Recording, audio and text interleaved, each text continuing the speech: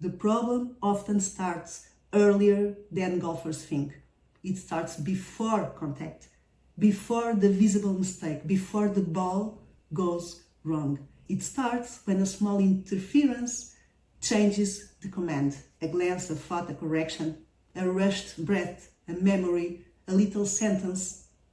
Just don't miss. These things may look small, but they can change attention, tempo, urgency, decision, and the image the body receives before the shot. That is why the real mistake often begins in the command, not in the contact. And this is why a real routine must do more than look tidy. It must protect the command, the real, essential performance cue. Before a golf shot, one small interference can change the command your body receives. The player still swings, the club still moves, but now the shot is not being guided by the original intention. It is being guided by warning, by avoidance, by urgency, by the thing the golfer was trying not to do. And that is the real mistake, often begins in command, not in contact. Welcome to Fairway and Focus. Here we help golfers bring their best shot to the course more consistently, not by copying another player's routine, but by building a personal system around the distractions and reactions that usually appear before the shot. We looked before at a very important idea. A real routine is not just a gesture before the stroke. We have been talking about that in another video, you can find it. It is a system. It is a moment where the nervous system, the eyes, attention, breathing, rhythm, decision, and muscle memory must work together. But now comes the next question. What breaks that system? What pulls the player away from the shot before the club even moves? And the answer is often much smaller than golfers expect. It is not always a dramatic breakdown. It is not always panic. It is not always a complete loss of control. Very often it starts with something tiny, a small interference, a thought that seems useful, a look that seems innocent, a technical reminder that arrives too late, a little internal sentence that sounds responsible but quietly changes the whole command. So stay with me until the end of this video, because this piece explains something many golfers feel but cannot describe. The shot felt wrong, but they do not know exactly when it changed. The answer is often this: it changed before the swing. Before the wedge came back, before the drive was released, it changed when attention left the shot and went somewhere else. And once you see this, you start to understand why a proper routine cannot just look good. It has to catch the small interference before it comes the big miss. Most golfers look at the result. The ball goes in the water, the putt misses, the chip comes out heavy, the drive goes defensive, the shot feels rushed, and the golfer says, "What did I do?" That is a fair question, but it may be the wrong first question, because sometimes the more useful question is, what happened before I moved? Not technically, not only the grip or alignment, but internally. Where did my attention go? What image became strongest? What did my body start preparing for? What was the last command I gave myself? This matters because the body does not receive only the plan you meant to give it. It receives the plan that was strongest in the system just before the shot. And sometimes that plan is not startable on the line, or do not leave it short, or fix the swing now.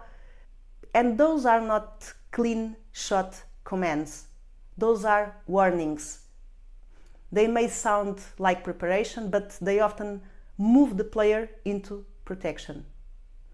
A warning prepares the body differently from a clear intention. That is the core of this video today. A small interference before the shot can change the internal command. And when the command changes, the shot changes. The contact is only the visible part. The command comes first. A small interference is anything that enters before the shot and pulls the system away from its execution. It may be a thought, a look, a feeling, a memory, a tiny correction, a little social awareness. It does not need to be something dramatic.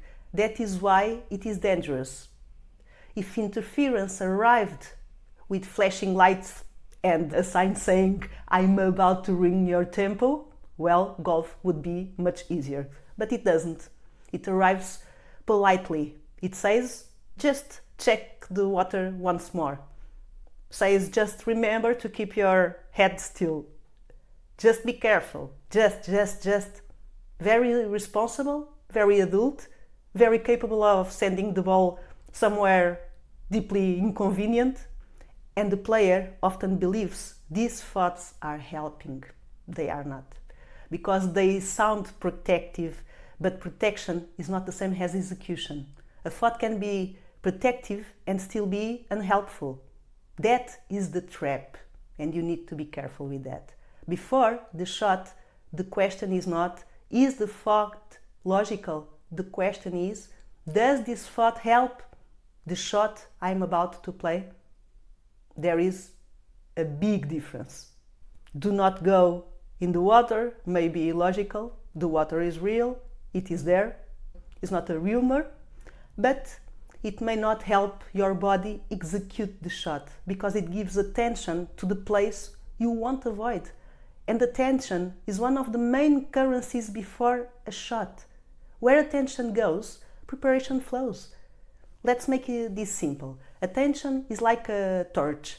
Before the shot, their torch should light up the useful things. The target, the starting line, the pace, the landing spot, the rhythm, the intention, everything. But when a small interference enters, the torch, it turns to the water, it turns to the bunker, it turns to the previous mistake, it turns to the score, it turns to the group watching. The torch is still working. That is not the issue. The problem, it is that it is lightening the wrong thing. And the body often prepares around what the mind is lightening up. This is why the phrase, "don't go in the water," is so dangerous. The brain still has to show you the water. Very helpful, of course. Now the water is in the high definition, possibly with emotional background music, la la la, and your body is trying to hit a golf shot while the mind is broadcasting the exact place you do not want to go. That is not focus. That is the opposite. That is interference dressed as caution. Research on attentional control explains this very clearly. When pressure or anxiety rises, attention can be pulled away from the goal and towards threat-related information. In plain golf language, the target is the task. The water is the threat. The line is the task. The bunker is the threat. The pace is the task. The result is the threat. Okay? Simple. The stroke you are playing is the task. The shot you are trying not to repeat is the threat. And when threat gets the torch, the body no longer receives the same command. It may still performing a swing, but now the swing is influenced by avoidance. That is why the small interference matters. It does not need to take over everything. It only needs to steal the final direction. One of the most common small interference in golf is this sentence: "Don't miss." It is like a monster. This sentence is like a monster. It appears in different clothes. Don't leave it short, don't pull it, don't thinking, don't go right, don't mess this up. It feels like discipline, but it is not a short plan. Don't miss is fear trying to sound organized. A short plan gives direction. Land in there. Commit to this window. Swing with this tempo. That, yes, that is useful and helpful. That gives the body something to do. But don't miss does not tell the body what to do. It tells the body what to fear. And that is a huge difference. Imagine giving a taxi driver direction by saying, do not go to Scotland. Fine, but where are we going? Same thing in golf. Don't go in the water is not enough. Don't leave it short is not enough. Don't pull it is not enough. The body needs direction, not just avoidance. This is why the first step in a real process must be to turn avoidance into intention. Instead of don't go in the water, the command becomes start it over that line. Instead of don't leave it short, the command becomes roll it to that pace. Instead of don't pull it, the command becomes commit to this start line. That changed matters because now the torch is back on the task, not the disaster. Another common interference is the final look at danger.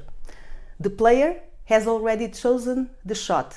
They know the target, they are nearly ready. Then they take one last look at the water, just to check. Yes, it is still there, I think. Water is very reliable like that. It waits patiently for golfers to become concerned. The problem is not that the player saw the water. Good players see danger. They use it to make decisions, not to be avoidant. The problem is when the danger becomes the last strong image before the movement. There is a difference between noticing the hazard and letting the hazard become the command. A good process does not pretend there is no water. That would be ridiculous, of course, and wet. A good process says, yes, the water is there. Now what shot are we playing? Where is the starting line? Where is the target? What is the target? What is the shape? What is the tempo? What is the task? The routine must move the player from danger to direction. If the last image is danger, the body may prepare a defended shot. If the last image is the chosen shot, the body has a clearer commander. That is why the final visual message matters. The eye are not just looking, they are feeding the system. Now let's talk about another expensive little visitor, the late technical thought.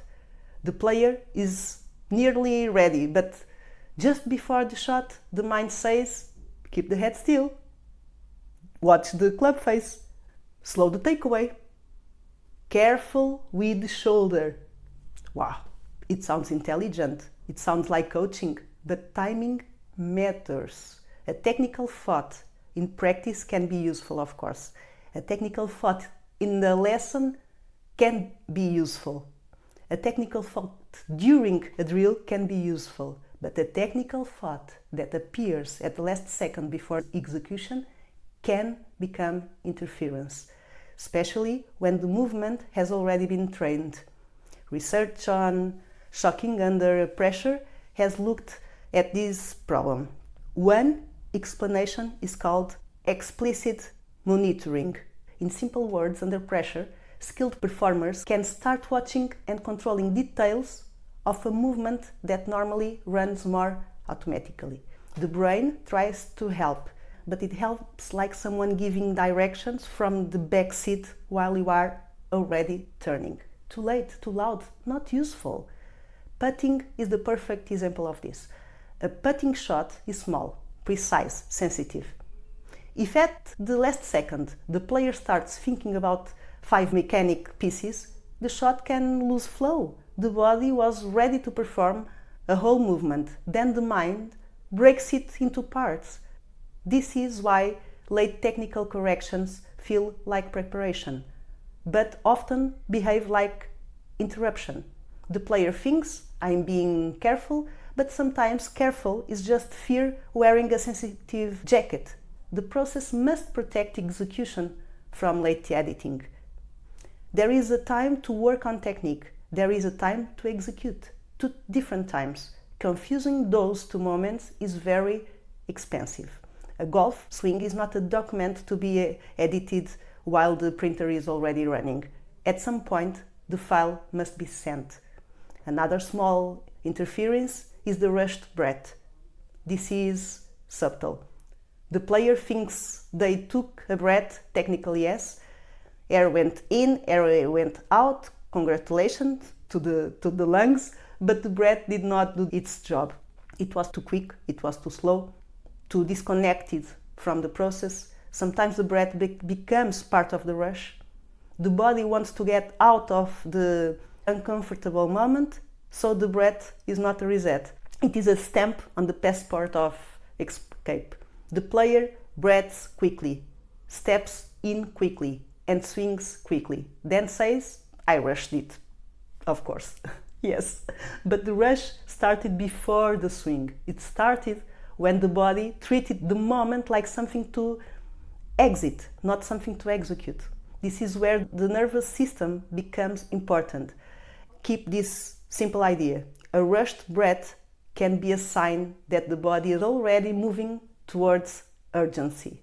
Not tempo, urgency. And urgency changes the shot. A real routine does not use breathing as decoration. It uses breathing to reduce unnecessary speed in the system. Not to make the player sleepy, not to make the swing slow, but to stop the body from hitting because it wants to live the moment. Okay? Commitment feels clear. Escape feels hurried. Both can look fast. Only one is useful. Now let's talk about the previous shot. This is a huge search of small interference. The last shot was poor. The player walks to the next ball. They look present. They may even seem calm. But the previous shot is still talking. Don't do that again. And suddenly the next shot is not being played as a new shot. It's being played as a reaction to the old one.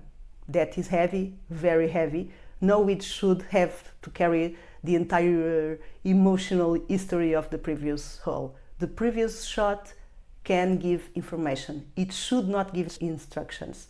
That sentence matters. Information is useful. Instructions is different. If the last shot tells you something practical, fine, use the information. But if the last shot starts commanding the next shot, the present disappears. The next shot becomes a repair project, and repair golf often becomes tight golf, defensive golf, over-controlled golf. The routine must create separation. This shot is not a public apology for the last one. This shot is its own task. New lie, new target, new command. That is what the process must restore, not denial. Not pretending the mistake did not happen, but refusing to let the past become the coach of the present, because the past is usually a terrible coach, very dramatic, no qualifications. Another small interference is the feeling of being watched, and golf is cruel here. Sometimes nobody is saying anything. They are just standing there, existing offensively. The player suddenly becomes aware of how they look. Will this look good? Will they judge me?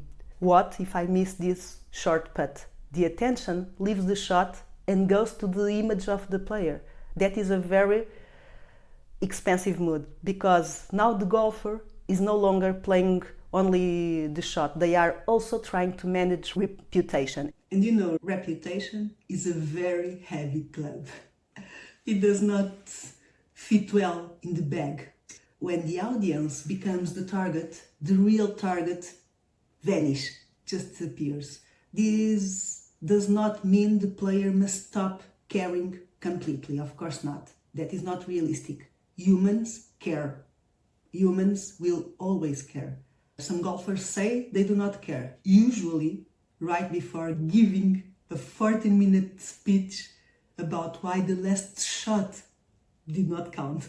The point is not to become emotional less. The point is to bring attention back to the task, the target, the line, the landing spot, okay, the tempo. Because if the mind is trying to look impressive, the body is no longer receiving a clean instruction for the shot. It is receiving a social mission. And this is not the point of golf, okay? A pitching wedge is not designed for social missions. Now, we need to mention the score. The score is useful, of course it is the target, is the important thing.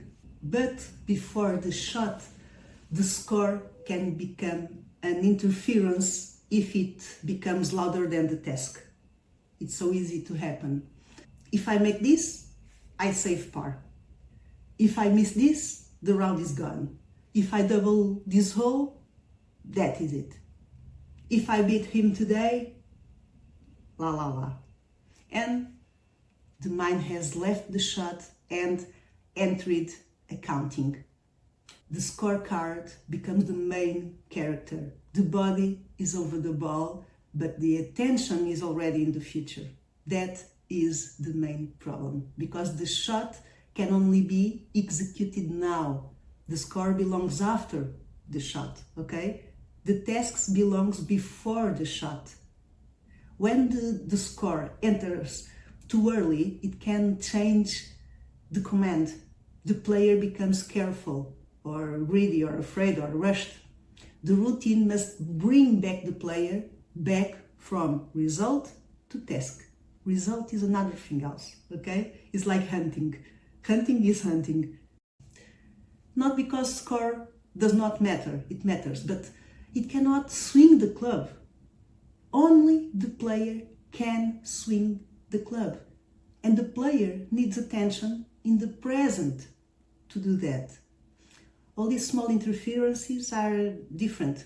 The water, the late correction, the rushed breath, the previous shot, the audience, the score, but they have one in common. They changed where the system is prepared for. They move the player from execution towards protection, from task towards threat, from direction towards avoidance, for tempo towards urgency, from trust towards editing, and then you are not confident and the hips appear, from present shot towards past or future. And that is why they matter. They are small in size, but not small in effect. They change everything. A tiny stone in your shoe is small. Try walking 18 holes with it. Small things can change the whole walk. Some before a shot. Just one small interference can change the quality of the command. And changed command can produce a different movement from the movement you trained on the driving range. This is why golfers often feel confused after a poor shot. They say, I had the right club, I had the right target, I did my routine, I practiced a lot, maybe, but what was the final command? Was it the shot or was it the fear? Fear of failing the shot. The intensity we feel when we really don't want to miss that shot. Your final command was in the line or in the water? Was in the pace or the result? Was in the tempo or was trying to escape? That is the really investigation you need to do. Not by blame, but to understand, because once you can see where your command changed, you can try a better return. A proper routine does not try to remove every thought. That is impossible. The mind will produce thoughts all the time. It is a mind. That is its hobby. The goal is not to have no thoughts. The goal is to stop the wrong thought from becoming the command. That is very different. If water appears in the mind, the process returns to the starting line. If technique appears too late, the process stops or should stop the editing. If the previous shot appears, the process returns to this shot. If you feel the audience appears, your process should be capable of returning to the target. If the thought about the score appears, you need to have a process to return to the task. If urgency appears, the process returns to tempo. This is why routine must be so personal, because not every golfer has the same interference. The rushing golfer must catch speed.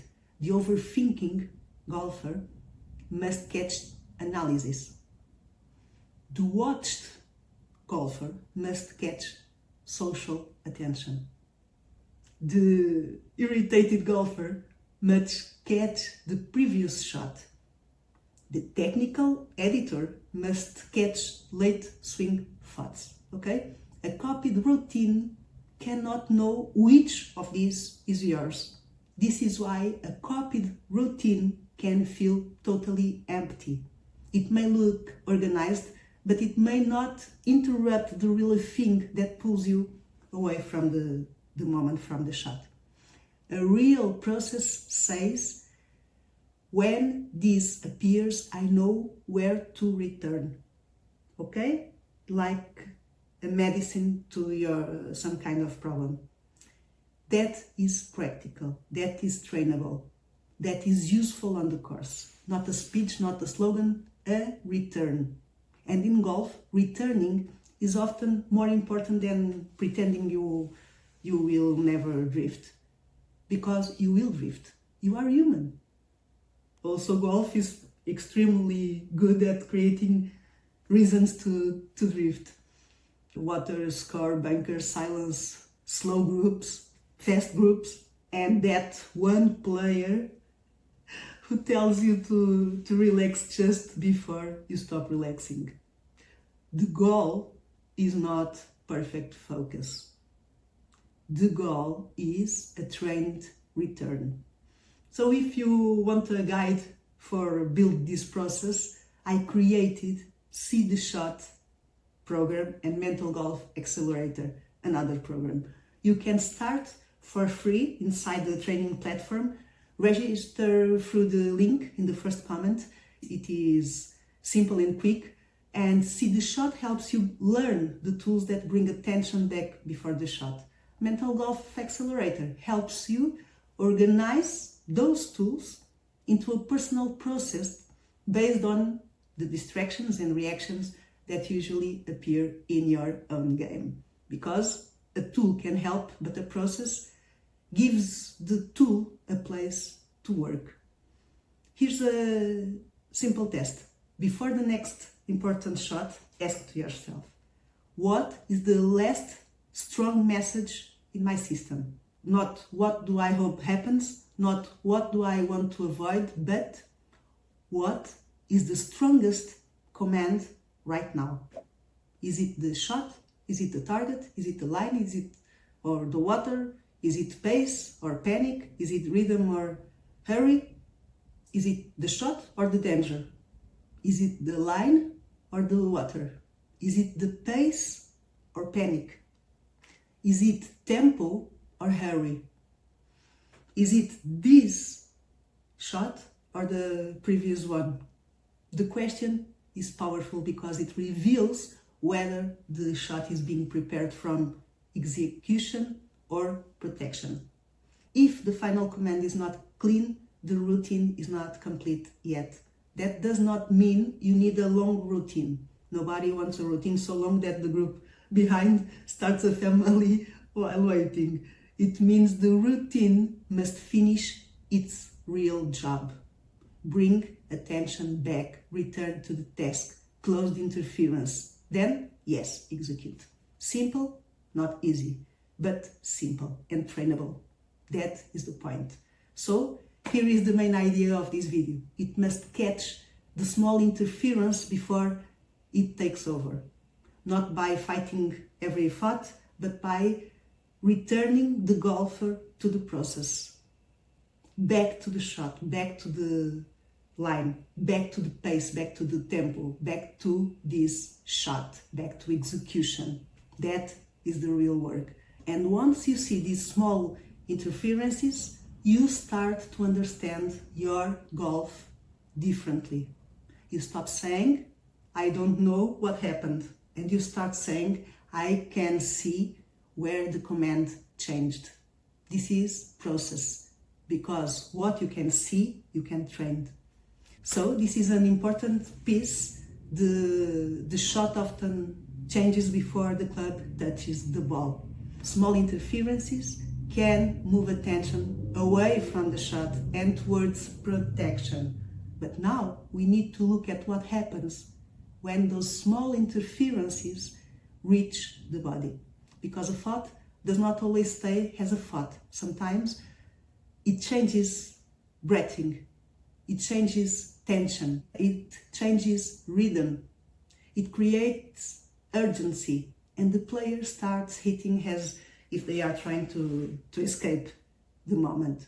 If you want to see how the sympathetic nervous system can take over before the shot, we have another video and you can find it in our playlist, and you can understand why some swings feel less like execution and more like leaving the scene, well, politely. Okay, so please subscribe the channel and leave a like so you can see the next guidance I have prepared for you. Thank you and bye.